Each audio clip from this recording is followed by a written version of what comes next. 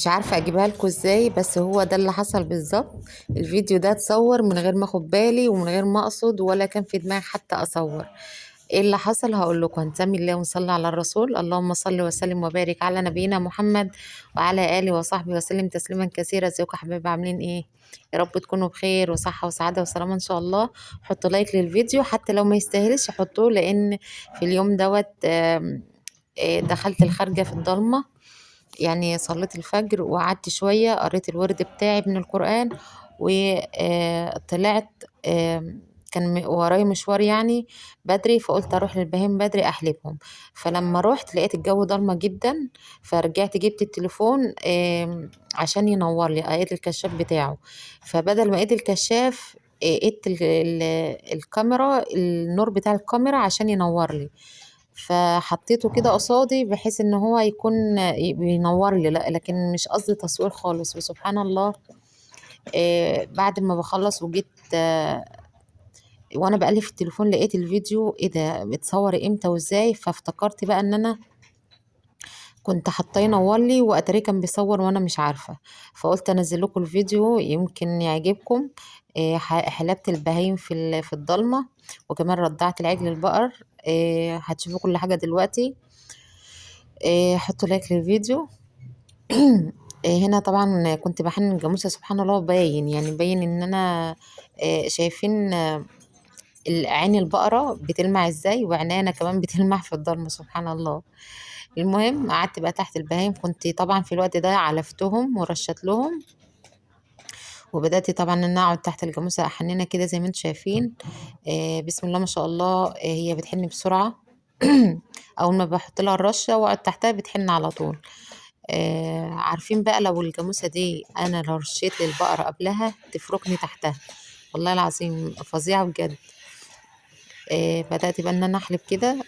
هسيب لكم صوت الحلابة، يا رب يكون واضح. ويعذروني طبعا لأني ما كنتش قصدي إن أنا أصور. الكاميرا كانت شغالة وأنا مش عارفة. فقدر الله ما شاء فعل. يمكن الفيديو ده يعجبكم ولا حاجة، او يكون منفرد او فريد من نوعه. يعني ان في حد يطلع يكون بيحلب البهائم في الضلمه. ايوه، انا اللي حلبت البهائم في الضلمه زي ما انتم شايفين، وعادي جدا خالص ما فيش اي مشكله. طبعا هتقولي لي الخارجه ما فيهاش نور. هقول لكم لا فيها، بس النور بيتقاد من دار حماتي. وطبعا حماتي في الوقت ده كانت لسه نايمه ومحدش كان صحي. فانا قلت هتصرف، وجبت الكشاف بتاع التليفون أصور، اعمل بيه انور بيه. فهو صور. فالله المستعان. ودي كانت تحنين وحلبة الجاموسة في الضلمة. طبعا هتشوفوا دلوقتي هنور لنفسي بالتليفون وانا اربط العجل البقر بعد ما رضع. وكمان هرش لهم. انا من النوع اللي بيرش قبل الحلابة وبعد الحلابة. هتقولي لي ليه؟ هقول لكم مش عارفة، بس انا يعني بحب اتوصى بالبهائم بتاعتي شوية، مع اني مش باين عليها. سبحان الله. البقرة دي ضعفانة جدا كده ومش راضية تزيد. ف مع اني يعني برش لها بدقيق ذرة، وده حلو جدا. كنتوا كتبتوا لي في التعليقات ان اللي بيزود اللبن ويزود البهيمة الدش، الذرة الدش مع الردة مع العلف. لكن انا يعني ايه، اكمني عندنا دقيق الذرة فوق سطحنا يعني وكده. فانا بعمل باللي موجود، فاهمني. الله المستعان. وطبعا بياكلوا برسيمة النهار وبينعلفوا سلاج بودرة برضو. فحلو، كله حلو ورضا الحمد لله. واللبن ده رزق من عند ربنا. ممكن يكونوا شوية لبن صغيرين بس ربنا مبارك فيهم. وممكن لو هم شوية كتار ممكن ما يكونش فيهم خير أصلا. فاللبن ما بيتحكمش عليه من هو مثلا كام كيلو. لا، بيتحكم عليه هو في خير قد ايه، لان في ممكن يكون لبن كتير بس ما فيهوش خير. فاهمني. فزي ما بقول لكم كده، اللبن ده ارزاق. و... وكل واحد يرضى باللي ربنا رزقه بيه يعني. والحمد لله على كل حال. لازم نشكر ربنا. كل ما بتشكري ربنا وتحمديه على الحاجة اللي هو مديها لك كل ما هيزيدك منها. فاللهم لك الحمد كما ينبغي لجلال وجهك ولعظيم سلطانك. آه سبحان الله، يعني فيديو اتصور من غير ما اخد بالي، فيمكن هو فيه الخير، يمكن هو الفيديو ده فيه الخير، فالله اعلم والله المستعان. وان شاء الله هشوفه دلوقتي انا لما اقوم، هربط العجل وهرش لهم تاني، وهيكون بالفيديو بتاعي كده خلص. لو عايزين تكملوا الفيديو للاخر مع الحلابة بدون صوت، هسيب لكم بقية الفيديو من غير صوت. متنسوش اللايك قبل ما تطلعوا والاشتراك في القناة، وكتابة تعليق حلو منكم. الفيديو في الضلمة عجبكم ولا لا؟ ومن الفيديو ده للفيديو الجاي استودعكم الله الذي لا تضيع ودائعه. السلام عليكم ورحمة الله وبركاته.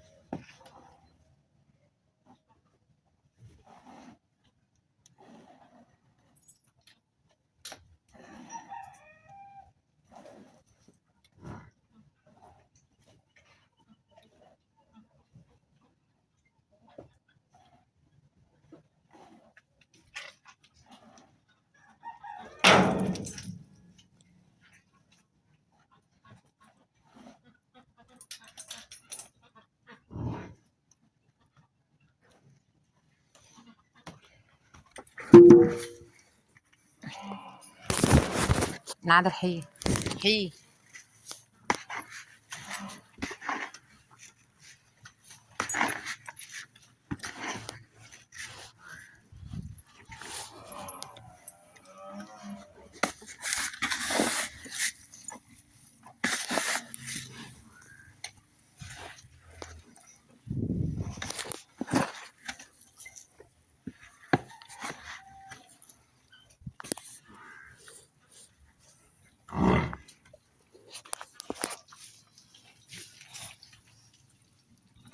تعال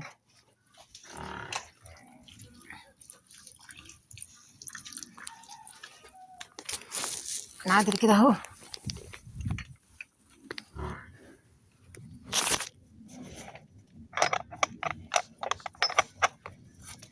رجعي رايحة فين؟